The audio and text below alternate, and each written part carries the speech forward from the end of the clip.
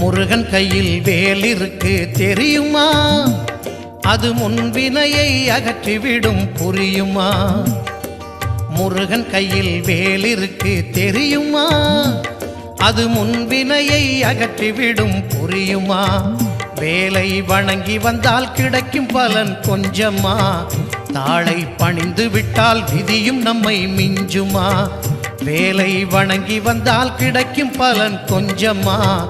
தாளை பணிந்து விட்டால் விதியும் நம்மை மிஞ்சுமா?